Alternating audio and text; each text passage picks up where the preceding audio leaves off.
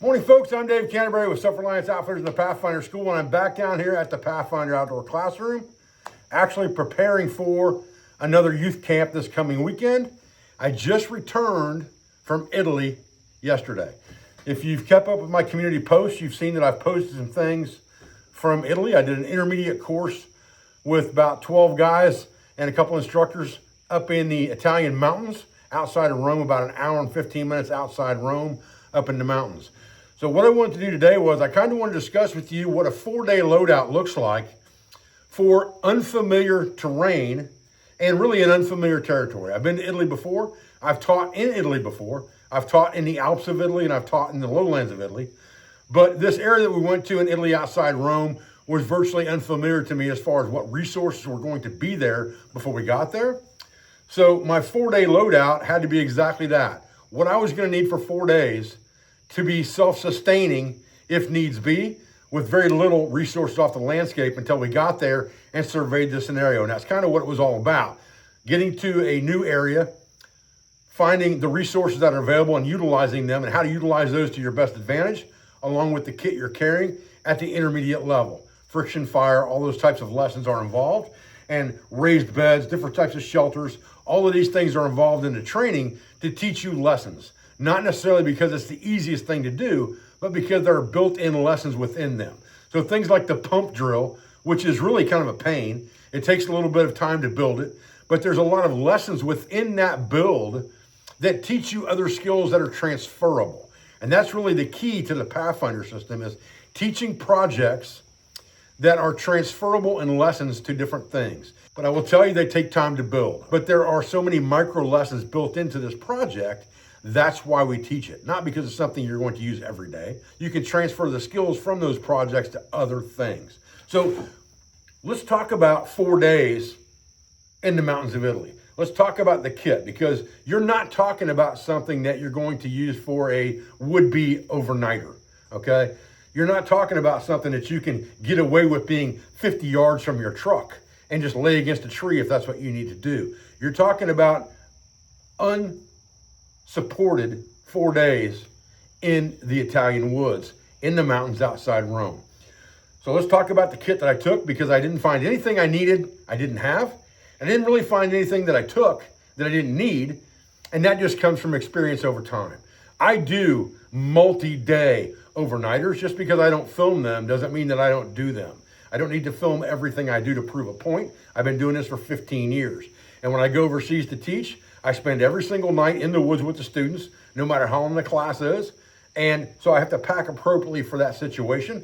And that's what I did here. Let's talk about it. Stay with me and we'll get started. Okay, so one of the questions that I'm often asked is, how do you get your tools and things to Italy that you need to use, or anywhere overseas for that matter, through TSA, through security in those countries and things like that? And the key element to that really is putting any sharp objects or anything that can be considered a weapon under the plane, and then only carrying the majority of the things you're going to need for camping in your backpack onto the plane.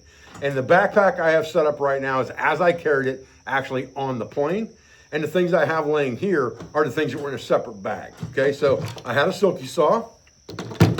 I had a Mora Garberg. I had a Swiss Army knife with a flashlight on it and pacing bead. And I had a ropes bag that has bank line, paracord, and tent stakes.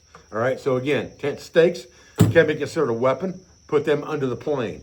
Then I just threw a pair of leather gloves in there real quick, a boonie hat for hot weather, and a shamag. And those went into the same suitcase, roll-on suitcase that I ended up checking because of these weapons that my clothes were in for 7 days in Italy. Now, up at the 4 days in Italy, I wore the same clothes virtually every day. Changed t-shirt, underwear, socks. Everything else stayed the same for those 4 days. It's not that big of a deal. You just have to get used to doing it, okay?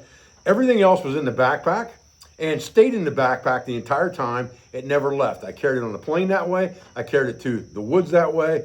I carried it onto the mountain that way, and I came down that way. Nothing changed. So let's talk about that loadout real quick so you can see what that entailed. Okay, so this pack is a little bit wet because it's raining out here today, but I want to come in and get this video shot while it was fresh, okay? So let's start from the outside of the pack. I always have a rat tourniquet on the outside of this pack.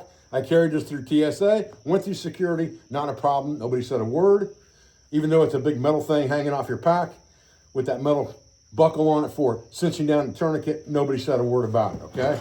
So that was number one on the outside of the pack. Going around to this side, I just have a sit pad. This just gives me a place that I can use to sit on wet ground, sit on ground that may have rocks, thorns, debris, things like that, without tearing up my clothes, tearing up my pants, and being more comfortable. I only used this thing a couple of times because we were in pine spruce forest, so the forest floor wasn't too bad to sit on, so I only used it a couple of times, but having it with you is very important for those things, I believe. I had the canteen kit on the outside, stayed on the outside, never left. Canteen cup, nothing in the pouches, just the canteen cup, and that's what I used to carry the bulk of my water, except for the grail on the other side with the stainless steel cup. And you can see that the stainless steel cup was cooked in, and I used it to make my Just Add Water meal water and never had to pull the canteen cup out. So if there's one thing I didn't use, it was the canteen cup, but only because I had this secondary cup that was pretty accessible, really easy. And I just drank canteen out of the water during the day. And when I cooked in this cup, okay? I've got an outside pouch here that I had 2 bags in here. One of them has my Silva compass, a notebook and pen. This is an old Silva Forest Service compass. It's the one that I used to teach with. And so that's basically my navigation bag. And it's just a small Dyneema bag like we sell on our website. And then another Dyneema bag that contains a brick, cables, the Pathfinder headlamp is in here, right here. And this is what I would use for my light source, other than that small light that you saw on my SAK. That and the Pathfinder light, and this one has a brick in it as well, so I could recharge that, and it was charged when I left. I turned my phone in airplane mode if I wasn't using it, and I keep the headlight locked when it's in this pouch, so there's no way the battery can run down. And I use it very scantily at night because I like using the moonlight for vision instead of using a headlight unless I absolutely have to, all right? And those were kept in this pouch right here for travel. Again, went through everything and nobody said a word about it. What I will tell you is, if you have a liquid-filled compass like a Sunto or a Silva, make sure you have it in your carry-on baggage, because if you put it under the plane, it's more than likely to come back to you with a bubble in it from changes in pressure, okay? Just a word to the wise. All right, so in the brain, in the top of the pack here, the top pouch, notebook, 6-foot of paracord, cigarette lighter, and a piece of heavier rope that's about 6 to 8 feet long. Now, normally speaking, the headlight and compass would go up here.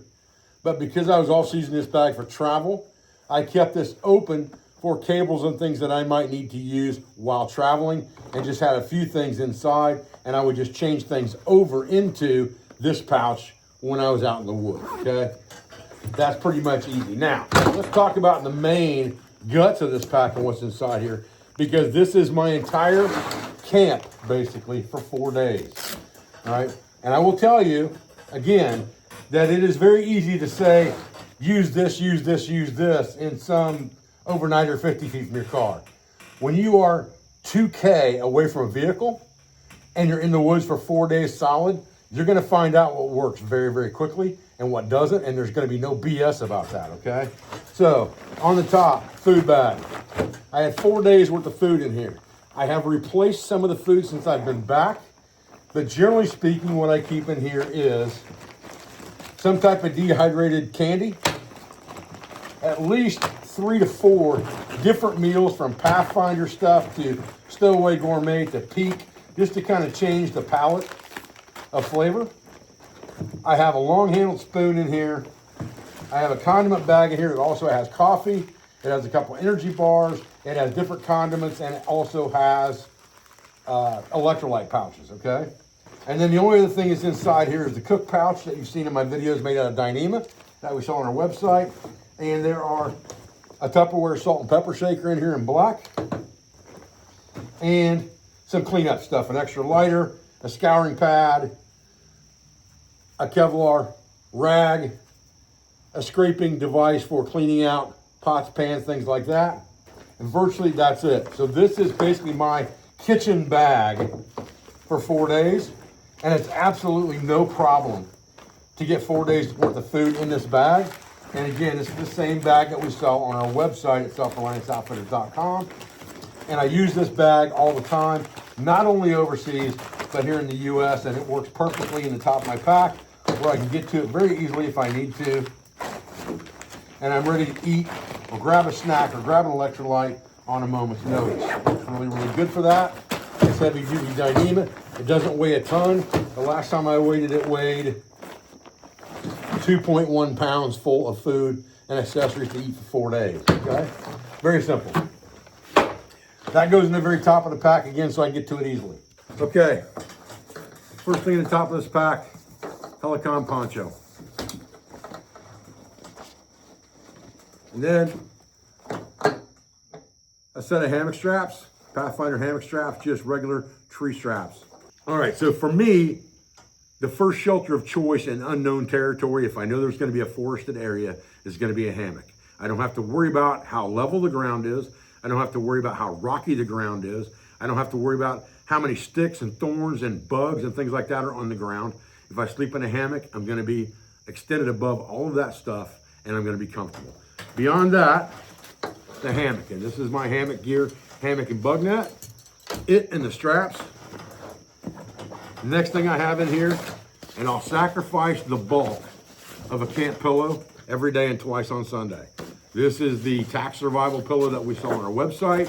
You can get it pretty small if you compress it and push the air through that 1000 Cordura.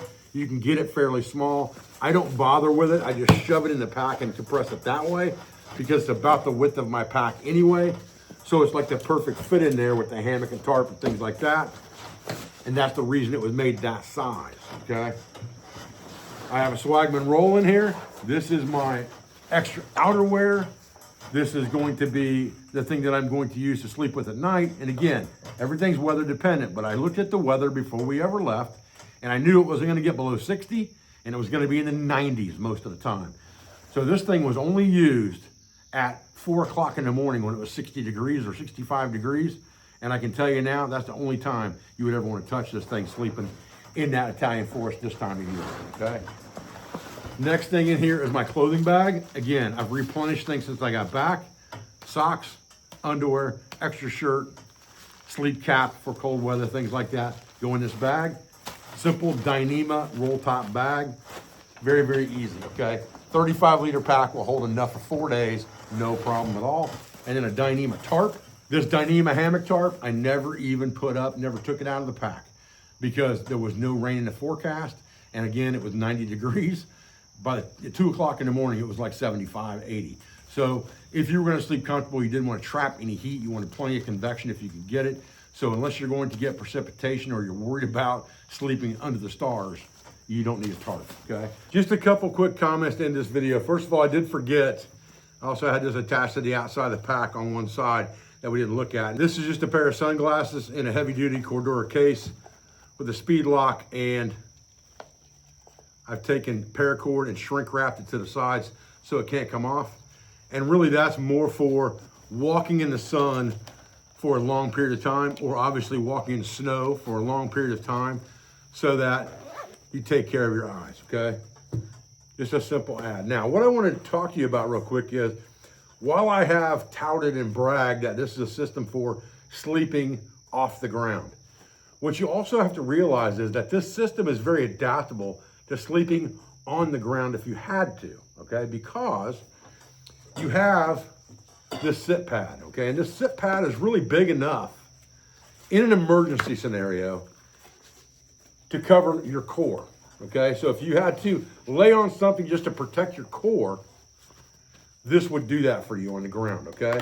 And then you also have the ability to use the poncho as a shelter system. You already have a Dyneema tarp, it's a hammock tarp that you could put up over top of you. And you have the Swagman roll. So if you had to sleep on the ground and you got there all of a sudden and the hammock's not going to work out, you definitely could do that with this system if you had to. So it gives you that versatility of both. I can sleep on the ground or I can sleep suspended if I need to. And that's the key to developing any system like this, is that it is adaptable to different environments and different terrains, and you understand where you're going and what you're planning to do, and that your kit can be adapted to that when you get on location. And there's plenty of room in this pack to roll it down quite a few turns, flip it over. The brain on this pack is not even extended at this point. It is fully compressed all the way down to the bottom. So you probably got 30 liters of volume in this pack, all said and done, for 4 days at less than 25 pounds, no question about it. So really taking a look through this thing, you know, the moral of the story is, I pretty much had the 10 C's. I've got a roll of 1-inch duct tape in this ropes bag. I've got a sail needle taped to the back of this knife sheath. So I had the 10 C's and not much more than that, other than food, going into a 4-day scenario. Other than that, the 10 C's is really enough. And then I had a dedicated filter for water in case there was water to be collected off the landscape. I wanted to make sure I could filter it and not necessarily have to boil it, knowing it was going to be 90 degrees outside. And all that was going to do was dehydrate me even more. So I wanted to be able to collect off the landscape and immediately filter and drink if I needed to. Very, very simple setup. Very lightweight setup by bushcraft and survival type standards. Obviously not necessarily by ultralight hiking standards. But if you're only going 2K, which is a far cry from 50 yards from your truck, if you're only going 2 or 3K into the woods or up a mountain, and that's where you're going to stay for 4 days, you're not planning on doing too much maneuvering around, a 25-pound pack is definitely an easy carry to have everything you need for that 4 days. And I've been using this gear for a long time. My pack out stays pretty much the same over time. Certain things may switch in and out, but the component parts are virtually the same. And it doesn't matter to me whether it's a single overnighter, whether this is my everyday bag in the woods, or whether it's 4 days of extended camping in unfamiliar territory in a foreign country. It's gonna work for me just like it works in the US, because I have a system that I've put together that is tried, true, tested, and proven, not just in one night 50 feet from my truck, but multiple days, multiple countries, multiple terrains, multiple environments, multiple weather, okay? That's what's important. And cold weather, obviously, you're going to change things around a bit in this thing. But for this time of year, this type of weather, this pack out, this load out is absolutely perfect. And like I said, I was able to carry this entire thing on the airplane, shove it up in the top compartment, pull it off and leave, and I had everything I needed except the tools that were in luggage underneath the plane where they have to be to get through TSA. I appreciate your views. I appreciate your support. I thank you for everything you do for school, for family, and for business, for all of our sponsors, instructors, affiliates, and friends. And I hope to see you for training out here at the Pathfinder School or abroad in 2025 and 2026, because we have some very special things coming up. So do not forget to check out our website at selfrelianceoutfitters.com under the training tab, and also check out Pathfinder gear because it's designed and built and tested in real world scenarios. Thanks for your views, guys.